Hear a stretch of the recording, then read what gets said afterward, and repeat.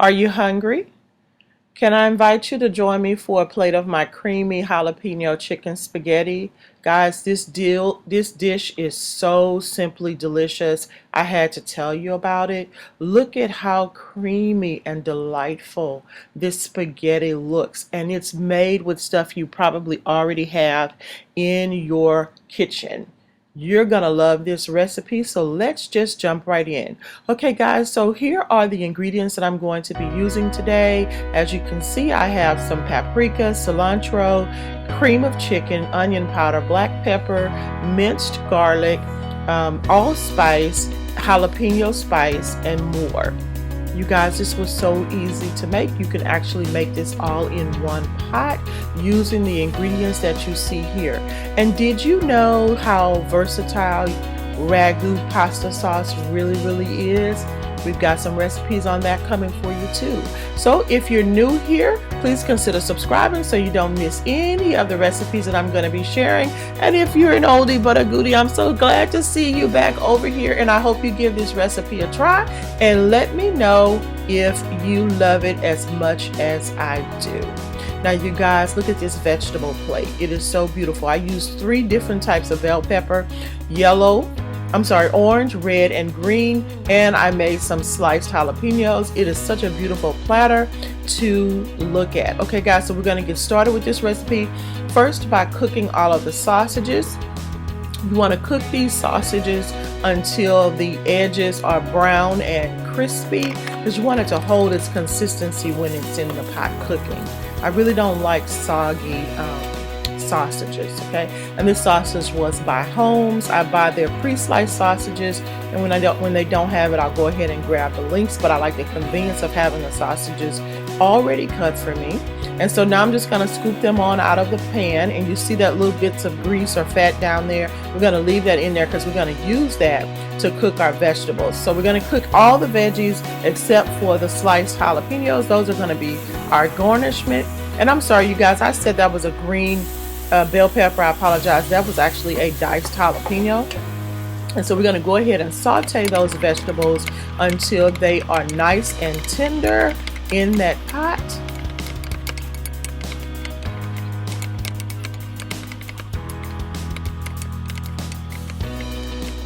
Doesn't this look so beautiful, you guys? Just gonna let it cook for a little bit while I take care of some other things in the kitchen. This is gonna go for about 3 minutes. And then once the timer goes off on these veggies, we're gonna come on back in and we're gonna get ready to add our chicken. Now I am using Tyson's diced chicken. This is such an easy and convenient way to, chunks of chicken is such an easy and convenient way to go ahead and start this meal versus having to cook the chicken fully after cutting it up and all of that. Nobody has time for that, y'all. We're trying to get this meal out on the table and do it in record time. So we're just gonna mix that together so that the flavor of the veggies can kind of catch up to the chicken. Mix it well. Now we're gonna go back and add in our cooked sausages. I can't resist taking a bite of those home sausages. I'm telling you, I really like it. And we're going to mix that in really well. Every time we mix, we want to mix well because we want to infuse the flavor of all of the veggies and the meat together.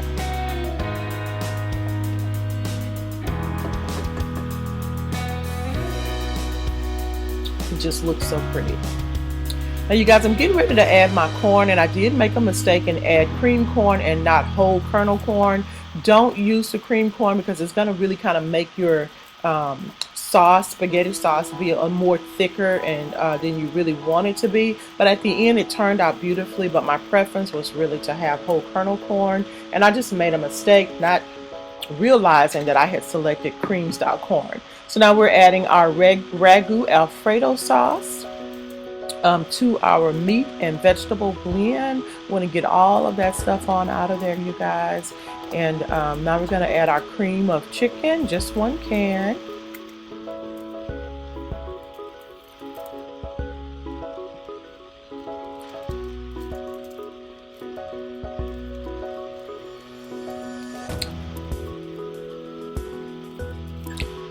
All right, now we're going to start adding our cheeses. You can use any cheese that you want. I used some sliced pepper jack cheese because I had cheeses I needed to use up, and some Parmesan cheese or mozzarella cheese. So we're going to give that a good mix and get all the flavors blended together.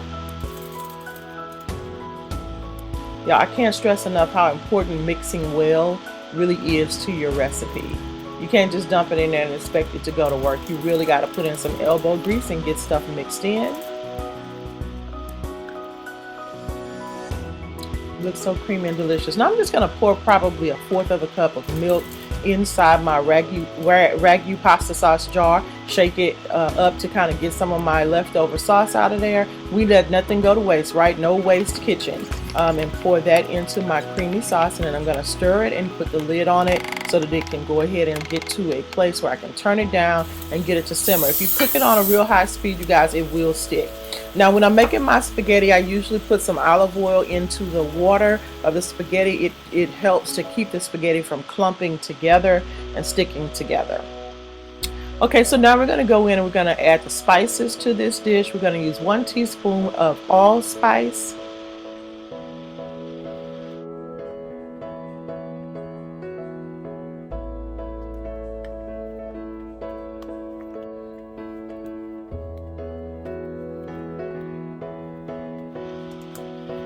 One and a half teaspoons of jalapeno spice, ground jalapeno. And you want to be careful with this. You want to temper this because on day 1 this is going to taste so great, and on day 2 the flavors are going to be infused. But if you put a lot of jalapeno in there, honey, it's going to be too hot.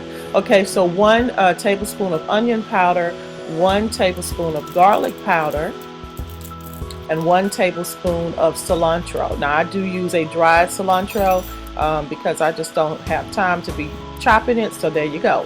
It was in the house and it was ready to go. Now I'm going to sprinkle in a little bit of chicken bouillon powder. I'm estimating that it's about 1/4 of a teaspoon to maybe 1/2 a teaspoon.